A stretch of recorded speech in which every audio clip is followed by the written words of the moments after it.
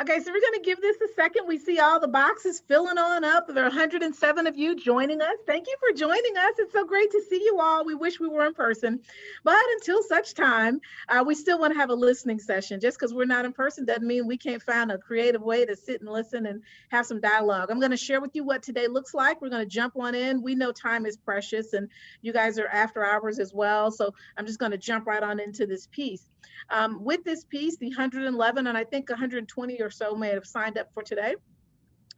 We have several pieces that we're doing.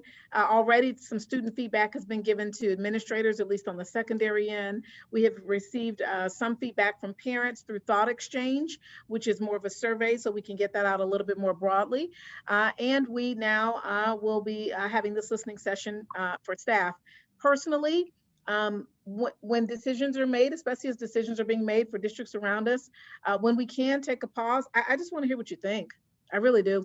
And if we were all in person, I'd be running around. I was at 5 schools today, dressed up as Dorothy, but that didn't give me time to hear what you think. So this gives you that time. Here's what this is going to look like. It's really hard to hear 100 and something people in one big space. So we're going to get into breakout sessions. We'll have about 5 or 6 of those. Dr. Mack momentarily, and Mr. True and Mr. Gowan will separate us all into breakout sessions. Dr. Gray, Ms. Wallace, Ms. Sharp, myself, Dr. Hackett will be leading those, and potentially Dr. Mack. Really, we say leading, but all they're going to do is just share with you the question and just give you time to talk. That breakout session will be about a 20-minute session. All of this is being recorded, so that's being recorded as well. When we come back to the main session, the first thing that we do ask that you do in your breakout session is pick who the reporter is going to be. The reporter doesn't need to be the facilitator. The reporter, I personally think, should be one of whoever's in the session. So when you first go in there, decide who I'm going to be the one that's going to speak out and share. That way you're sharing the voice of your colleagues in ways that you feel like is authentic. Not that we wouldn't, but we want you to feel real good about that part. So so when we come back, you'll kind of get that report out. That allows us a little bit of time for that 15 minutes or so. However long that takes, and then we'll close on out. So this should conclude within about this hour time frame, with that first 20 minutes being in that breakout session time. You will be muted when you're in the main session, because there are 100 and something people here, and as more people jump on, we'd rather not people come in and have stuff going on in the background, because we know a lot of people are at home. But just kind of put up the little signal, and then we just kind of know to unmute you and for you to jump on in. In your breakout session, you won't be muted. So you can leave yourself off mute, or however you want to do that. So you're free to kind of have dialogue that's unencumbered in that space. Are there any questions about that? All right, I'm trying to keep this to like 6 minutes, so most of this time is you talking and not us. All right, so with that in mind, they're now doing the breakout sessions now to kind of send you to that.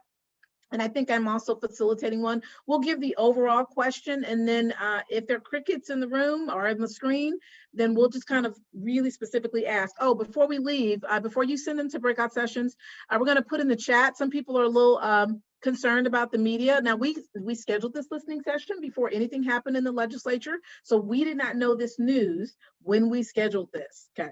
But today, there is news out in the legislature. If you're reading USA Kansas or any national newspaper, you likely probably already know this news as it was reported within the last hour. Ms. Wallace, do you want to just give a summary of what it is? We're going to put the link to the article in the chat, because we might as well just share with you the articles that are floating around so you know what's out there. It may or may not be in our Topeka paper yet, but it's certainly in the national news. Ms. Wallace?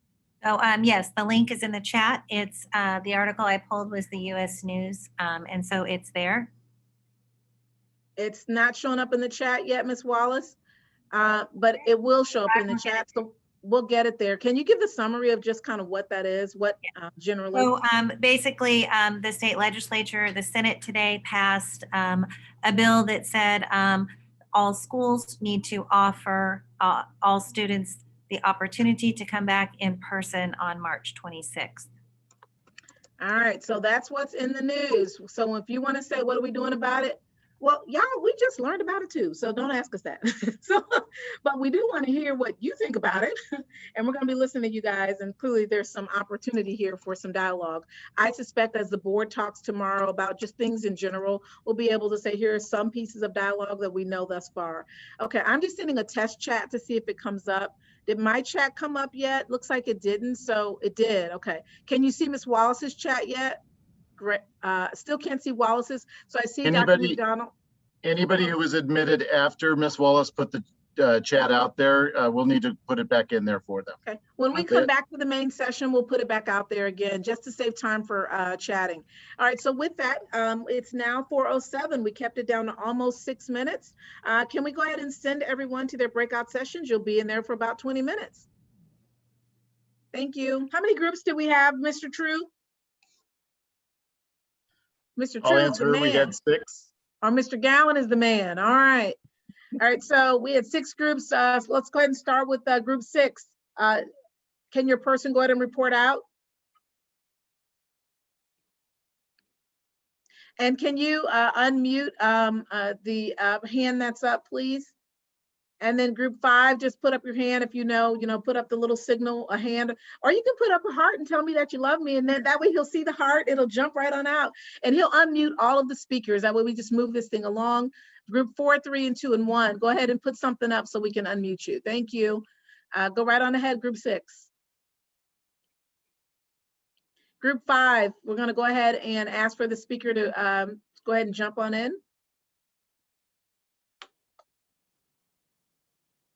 Dr. Anderson, I honestly don't know what group number I am, so I don't know if the others are confused as well. Okay, honestly, you are group 6. Okay, then that would be why I didn't speak up. My apology. Okay. Well, the one good thing would be our group had more agreements than differences, and so I thought that was a good thing. Just some of the concerns that were brought up, I'll go with them first. The lack of vaccinations does worry the staff member, and there were others who shook their heads. Lack of vaccinations to come back totally in person, 4th quarter. Let's see. Can you help us understand that? So you mean people who chose not to be vaccinated or something, or? Correct.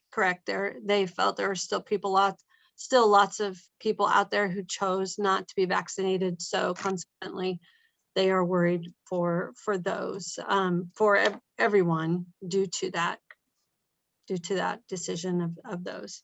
Some other concerns would be a full classroom at the high school, going back to the way things were and having a full classroom at the high school did concern. Some of the secondary SPED remote is a concern as well. Just some of those students who struggle and they continue to then get behind. Those were some of the things. Last thought of the group was just losing kids who struggle. That was said a few times. So those were some of the concerns. For 4th quarter, they asked for consistency to stay the same. That was overwhelming from high school and the middle school. And then elementary also said stay the same. There was a comment at the middle school of having staff in the building on Wednesdays to be able to assist with students who might come in on Wednesdays in the hybrid model. As far as next year, questions? And then next year, they still liked offering options. Not crazy about having hybrid, but offering the options of either remote or in person. And then someone made a comment to not do half days at the middle school. Being elementary, I wasn't quite sure on that, but they made the comment not to do half days at the middle school. And then elementary had quite a few that said they preferred in person. Thank you. All right, group 5. And we're group 4 group, the one that I was in, Miss Lyons, Dr. Lyons, group 5. Yeah, we need to unmute Mariah Boos, please. Oh, sorry. And actually Allie, they're gonna kind of talk together. There's Allie Hitch up there as well. Mariah and Allie. And is this your group, Dr. Hackett? Yes, it is, group 5. Can you type the notes for them? I just did the one for group 6. As they report out. So for group 5, the general consensus is that it's hard to do it with 2 groups in terms of like having people who are virtual and remote at the same time, especially like for the fine arts classes and classes that are generally like that.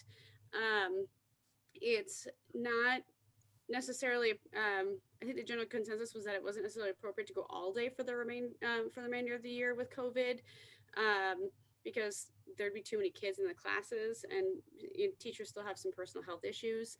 And then the elementary folks had said that there should be a definite choice between in-person and remote, and most of us wanted to stay the way that we have the schedule it is for the remainder of the year. Did you want us to go through just the first question or just all of them? All four, just. Oh, okay. I can do the next one, Mariah. Yeah, go ahead. So would you like to see the hybrid model on Wednesday instead of no in-person school? It's what most of them said that they would like to keep it the way it is because they're bringing in remote students on that day to work on failing grades and missing work, and they're able to give them one-on-one time, and sort of along the lines of what Group 6 said, being able to have staff in the building to work with those kids that need the help on Wednesday. But the secondary level, high school, suggested possibly doing an A-B, like every other Wednesday, like Group A, all of them come on Wednesday all day, and then the next Wednesday would be Group B. Was it another option that was thrown out there? And then for the next question, the Group 5 had suggested maybe a possible like mandatory option for summer school for like the bottom 20% of kids. And then it could be maybe an incentive to help kids want to make sure that they're staying on top of their stuff for the rest of the year, if they would choose to. Definitely, we didn't know if there was funding or busing, and then we were informed that there was. And so most of us were pretty much for it. They wanted an option for maybe catch up and for enrichment. So, kids who wanted to try to get ahead to continue to be able to like graduate early or something. But also for those students who maybe wanted to try to make up those classes that they missed. And then maybe some more project-based learning options in summer school to take, to put some more joy into learning versus just running through the things that we're trying to get through. And then I think that covers most of our concerns for summer school. For the most part, Group 5 was for summer school and had suggestions for possibly making it mandatory for certain groups of students. And for what went well this year, there was actually a lot of positivity. Mention of being able to find a lot of new resources for online and in-person learning. A huge advantage for smaller class sizes at the elementary level. The only concern with that is, although we have smaller classes, we're not able to do small groups, as in like guided reading groups. There's not as many behavior issues as we've had in the past, and felt that we were able to do more effective teaching. There was also the mention of going through less tissues and supplies, which was kind of funny, and less sickness because of all the precautions we're taking. There was some kudos to the district. Seesaw was a little bit overwhelming in the beginning, but when the district had teachers in charge of certain subjects and certain things, it was nice to have a person to go to, and it just took a huge weight off. When we are in person, there's much better work completion. There's the benefit from routine and socialization with in-person learning. And then looking forward to next year, I think most of the teachers would love to be back in person as long as it's safe to be, because there's obviously the big concern about engagement and work completion, and then the concern about excessive screen time and not being able to provide adequate social and emotional supports if we continue to have a lot of this remote and hybrid. And then if remote is an option, a couple little things were brought up for that. The option of like either choosing to be remote or in person, and then having teachers who either teach remote or teach in-person classes, but not having to do both of them simultaneously like we currently do. And then if parents choose to do remote, that maybe students would have to be required to come in and back to school if they are not showing progress or not getting work turned in or things taken care of. to have that accountability. And then if remote is an option, looking at staffing for more manageable class sizes, because the concern is that there are some virtual classrooms that have an upwards of almost 40 students, and that's a lot to manage for a teacher. And then also, if we plan to do this and have sneeze guards again last year, looking for maybe some more effective options for sneeze guards, because it's hard for kids to see through them. And then they're already kind of sitting far away. The way that they're placed, the distance between them is kind of concerning in terms of still being protected and then still being able to see through them. Those I think are the general concerns and responses from group 5. Okay, thank you both for sharing that. And for those that are putting items in the chat as well, that chat is now open for those that want to also add to that.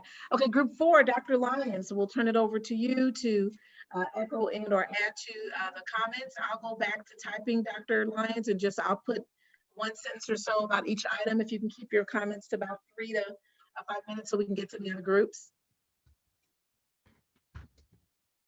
And if we haven't unmuted Dr. Lyons, let's make sure she's unmuted. There we go. Yep, sorry about that. I lost my ability to unmute. Thank you so much. So I would say group 4, we would say yes and to many things that have been mentioned. So thank you for that. I'll add just a few details that were unique to our group. We talked a bit about the loss that has been experienced, particularly in reading. We talked especially about the needs of special ed students and how the decisions are made about which students are actually in the building when we have that opportunity. We talked about specials like choir and ROTC and how we may have to think about those things differently, not just for 4th quarter, but also for next year, because it's difficult with some of those groups to have rehearsals and performances without having the whole group present. We had some wonderful discussion about communication within the buildings and how we have opportunities to grow by utilizing technology to communicate, and so opportunities there. There was some wonderful contributions from our secondary educators about percentages of students who have been successful in remote and the importance of being aware of that in making decisions going forward. And we talked quite a bit about the 6-foot social distancing, particularly in secondary school, high school, I think more even than middle school, and the inability at high school level for us to maintain 6-foot social distancing in those environments and how we have to attend to that. And there was a wonderful summarizing comment that I really appreciated about being aware of the needs of our whole population and the challenge of making that decision, but that we want to attend to our whole population in making decisions. Thank you. Now that was faster than I could talk. My goodness. All right. And so I've just put all those notes in the comment. We're going to go on to the next group 3. And if you can keep it to 3 to 5 minutes, as we're at the 4:51 hour. And then group 2 and 1. No problem. This is Jeremy Gibson. This will probably be the least amount of time you hear me talk, Dr. Anderson. So we echo all of that. We did have briefly elementary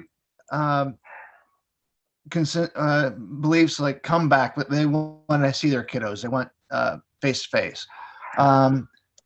Middle school level was talked about hybrid and possibly not changing this, not just middle school, I'm sure high school would feel this way as well. Not changing the schedule yet again for another quarter. Just we got this as it is. See it through. We get one thing done this year. We saw hybrid till the end.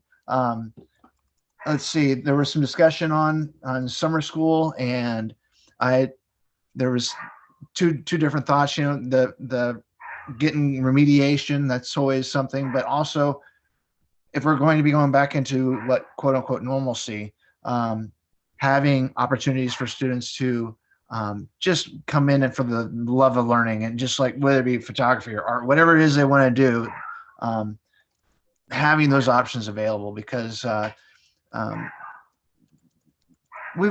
be honest, from my perspective, I've been without, or my daughters have been without seeing people a whole bunch, and just having those spaces and seeing people and working together and collaboration and stuff, something that they are hungry for. Let's see what else we talk about. Class size. Those of us that at the high school level and elementary as well, getting it to it's manageable. It seems like the smaller the class has been, and we've said it for years, that smaller classes gives you a chance to work more one-on-one, and if anything, that's what hybrid has done.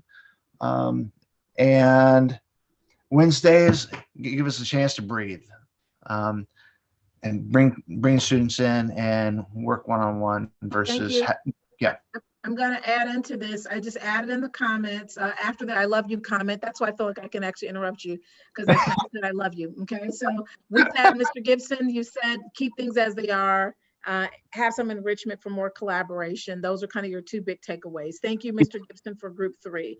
I put that in the comments. Thank you, Ms. Dawson. Love this comment that you put in here. As we read through that, we're going to go to group number 2. So group 2, you got about 3 to 5 minutes as we're at the 4:54 hour. Maybe I'm group 2. Who is? I'm not sure who I am. Nicholas. No, they'll go right on ahead. And then whoever group 1 is, I just kind of be ready to just step right on in when she's done. All right, our biggest comments were from one of our preschool administrators. She asked for less assessments if we stay hybrid. She said it's almost overwhelming because they have to do things one-on-one with the children. So if we stay hybrid, fine, but please reduce assessments. Our elementary teachers said they are ready to go back, but they beg to keep the micro classrooms because they feel like they've done an amazing job in the small groups. Then when we get to middle school, we had several middle school administrators in there. They will keep those protocols in place. They're not afraid of that. The only thing they're really concerned about is the social distancing. I think among the middle school teachers there, we're ready to go back to school. We're ready to get back in the routine because hybrid is not working for all of our middle school people. There was some pretty thoughtful discussion about just whatever we do, please follow the research, be safe, don't be irresponsible.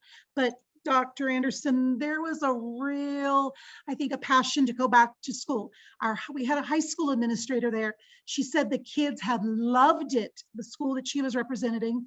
She said they even try to Zoom when they're at work. And it's time, to get them back in the routine of school. She says that they have cut out a tremendous amount of their curriculum. Summer school was pretty passionate. Let our teachers rest. Maybe do it late July with a get back to ready to go to school, some fun enrichment things. And the biggest thing was, Dr. Anderson, please don't require remote and teaching in the same classroom. That is what is so stressful to teachers. But I feel like our group mostly was positive. We're ready to go back, just be safe. Thank you so much. Group 1, and I'm about to post your notes. If I left something off, Ms. Nicholas, then just please type it on in. Okay, so for our group 1, as has already been expressed for question 1, quarter 4, the major comments were consistency.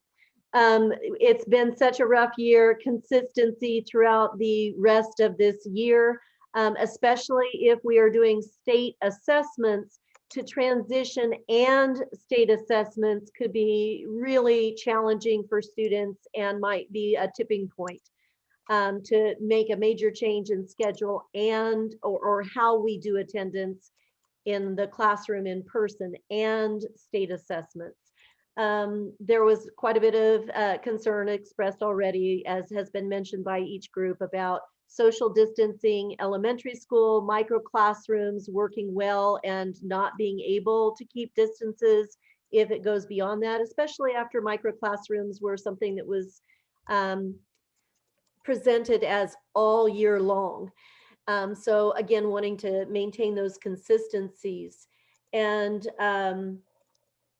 that it would take a lot of prep time to make any other changes, that there would need to be a lot of preparation with staff and administration before students all came back, if that was a decision that was made, so that things could be safe.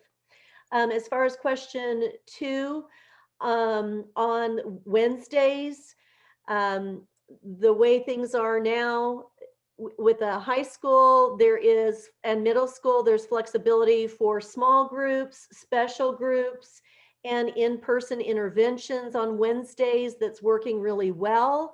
And that there are some remote students who only come on Wednesdays because of that, and get that help that they need, and that has worked. And there was a question about whether or not that could be something that would be building flexible for quarter 4 and Wednesdays. Summer school was a yes. In person, if below grade level or remote, but keeping those separated so that teachers weren't doing summer school for in-person and remote. And then as far as what went well, small groups, student success and achievement, small class sizes by all grade levels was mentioned as a plus, and that kids need manipulatives to work with. And so whenever that was an opportunity, that was successful. What went well with this year is that shy kids, kids who were bullied, kids who didn't do well in social interactions in person benefited with remote options, and that was a great option to keep. And the biggest thing that I think everybody head nodded on was that for the fall, again, keeping it separate, in-person classes versus remote. And even if a teacher had one remote only class and then other classes were all in person, but not having teachers do both simultaneously. And then another thing that went well is being able to, in the past, having reading interventionists Zoom in for support. And so there was some consideration as far as, schedule changes, not having block at the middle school maybe as an option, but perhaps having block flexibility or flexibility in schedules so that for some classes you need a block schedule, and perhaps looking at doing scheduling different for the fall so that students might take some classes that are shorter, or there might be block classes, but flexibility of offerings and choice. And I think I captured that. I think I did. So there is a piece about flexibility as it relates to options for remote, but you mean also choice for families, for kids, and all of those other pieces.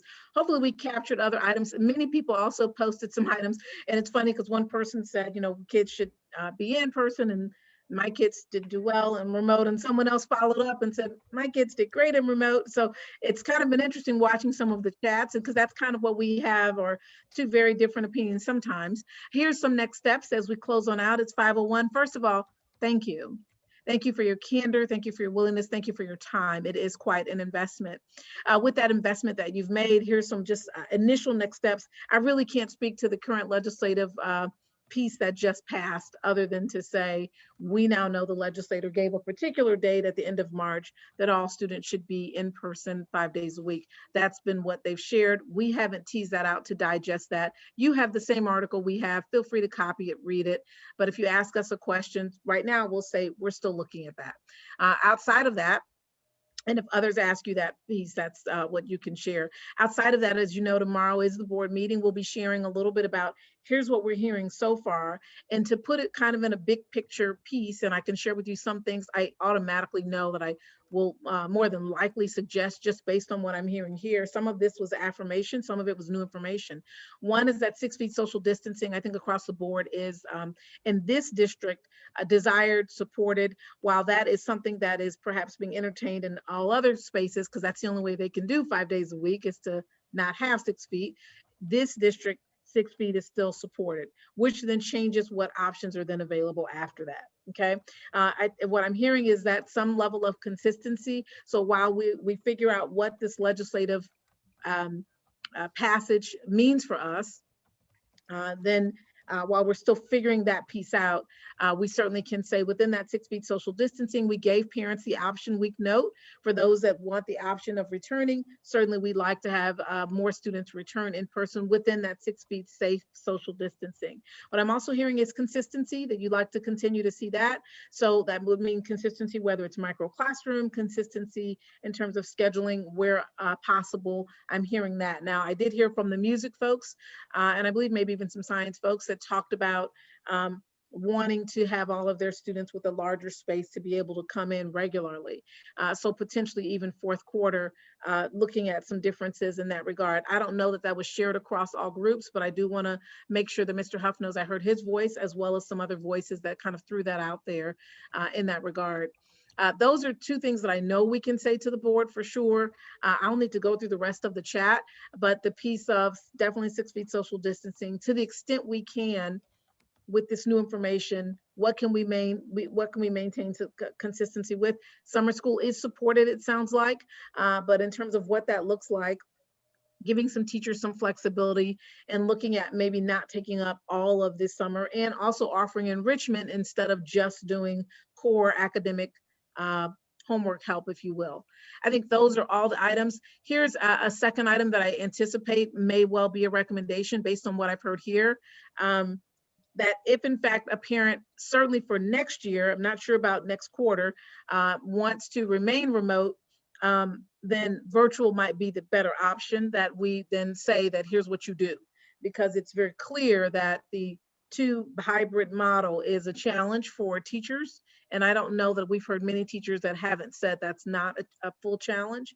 So for next year, for sure, again, this still have to decide what we're doing for fourth quarter, but for next year, for sure, if someone wants to be remote, they need to go to the virtual school. We do not have virtual for elementary, but certainly we could. So that then maybe opens that up to what does virtual look like for other kids, so that teachers can just teach their kids. I think that's kind of the summation that I can give at this point. If you want to tune into the board meeting, it will be YouTube live in terms of that piece. And then the other item that I will be bringing up to the board, and I'll just tell this group at this point, and it may go nowhere, so please don't leave here saying Dr. Anderson said, other than these are things I'm bringing up. There's no decision made, but one of the items in the board, I generally will ask the board for consensus on some things, even when they give me the autonomy, and they've been very generous in giving some autonomy. With spring break coming up, although we now know we have a mandate that we didn't have 5 hours ago, or potentially a mandate. I'm not really sure how we read this, but with this, with the board meeting coming up, given that we do have spring break next week, after spring break, we know that we have 1,000 people that still have vaccinations coming. Someone did say that they were worried about vaccinations, maybe with all staff. I do want you to know we had 80 to 85%. Most of our staff actually got vaccinated. So we do have a large number at every school, about 80%, maybe 85 when we finish the numbers, that did get vaccinated. But 1,000 people will be some days right after spring break, potentially.